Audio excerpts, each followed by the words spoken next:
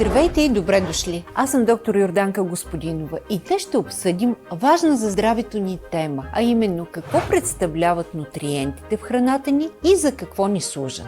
Разбирането на тези основни вещества може да промени начина, по който гледаме на храната. Нашето пътешествие ще премине през макронутриентите, микронутриентите, витамините и минералите и ще открием мощното въздействие, което те оказват върху здравето ни. Нека започнем с макронутриентите. Това са хранителни вещества, които са ни нужни в по-големи количества. Те ни осигуряват енергия и са от ключово значение за нашето съществуване. Първите макронутриенти, които ще обсъдим, са въглехидратите, на които често се гледа лошо в модерните диети. Но те всъщност са основният източник на енергия за нашето тяло. Има два вида въглехидрати – прости и сложни. Простите въглехидрати, които се съдържат в плодовете, меда, млякото, осигуряват бърз прилив на енергия. Сложните въглехидрати, като съдържащите се в пълнозърнистите храни, бобовите растения и нишестените зеленчуци, се разграждат бавно, като предлагат продължително освобождаване на енергия. Те осигуряват и фибри, които са от съществено значение за здравето на храносмилателната ни система. Следващите макронутриенти са протеините. Мислете за тях като за градивни елементи на нашите мускули, кожа, ензими и хормони. Протеините са съставени от аминокиселини, 9 от които са незаменими и трябва да се набавят с храната. Аминокиселините се намират в животинските продукти, но растителните източници като леща, киноа, ядки също са богати на тези основни хранителни вещества. Когато говорим за протеини, нека не забравяме, че е важно не само количеството, но и качеството им. Комбинирането на различни източници на протеини може да ви гарантира, че получавате всички незаменими аминокиселини, от които тялото ви се нуждае. И накрая, нека да поговорим за мазнините.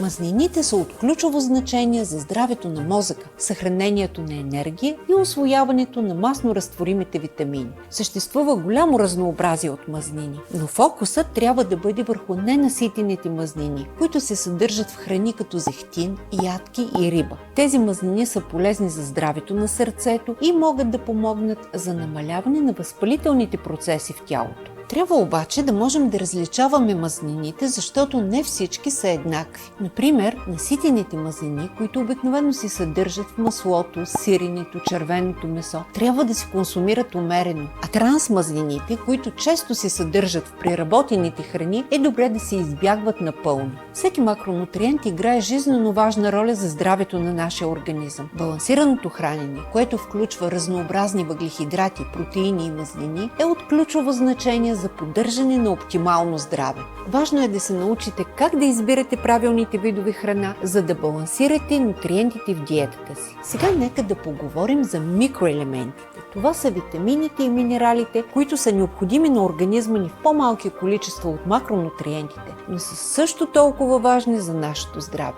Те играят изключително важна роля в редица функции на организма. От правилното функциониране на имунната ни система до поддържането на костите ни здрави. Първо, нека обсъдим витамините. Тези органични съединения са от изключително важно значение за нашия организъм и повечето от тях не могат да бъдат произведени от тялото ни, така че трябва да си ги набавим от храната. Съществуват две групи витамини – водноразтворими и масноразтворими. Водноразтворимите витамини включват витамин С и витамините от група Б. Те не се натрупват в организма, така че е необходимо редовно да се приемат с храната. Витамин С е важен за имунната функция и здравето на кожата, докато витамините от група Б играят ключова роля в производството на енергия и мозъчната функция. От друга страна, масно разтворимите витамини, като витамините А, Д, Е и К, се съхраняват в масните тъкани на организма. Витамин А е жизненно важен за здравето на очите, витамин Д за костите, витамин Е действа като антиоксидант, а витамин К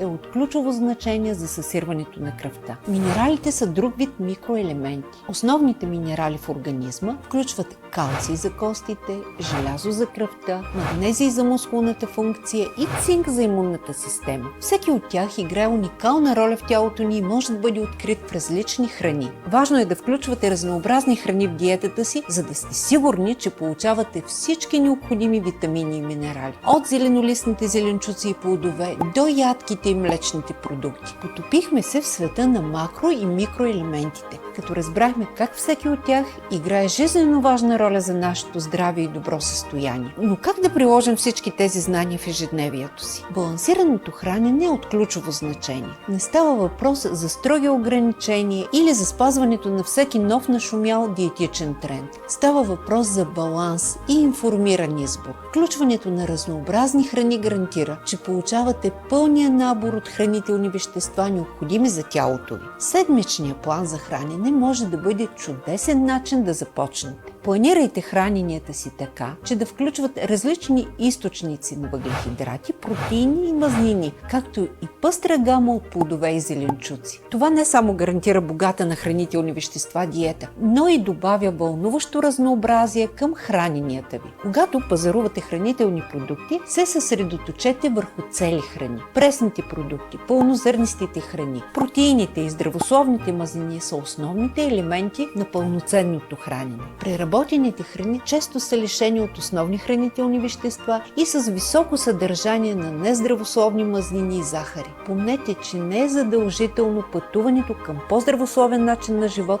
да бъде драстична промяна за една нощ. Малките, последователни стъпки към по-добри хранителни навици могат да окажат значително въздействие върху здравето ви. Надявам се, че това видео е хвърлило малко светлина върху важността на разбирането на хранителните вещества и как те допринасят за нашето здраве. Храненето е обширна и завладяваща област и винаги има какво да научим. Останете любопитни, информирайте се и най-важното, слушайте тялото си. То е най-добрият пътеводител, с който разполагате за това от какво се нуждаете. Благодаря ви, че се присъединихте към това хранително пътешествие. За повече информация за здравето и храненето, не забравяйте да се абонирате за нашия канал. Ако имате въпроси или теми, които бихте искали да разгледаме в бъдещи видеоклипове, моля оставете коментар по-долу.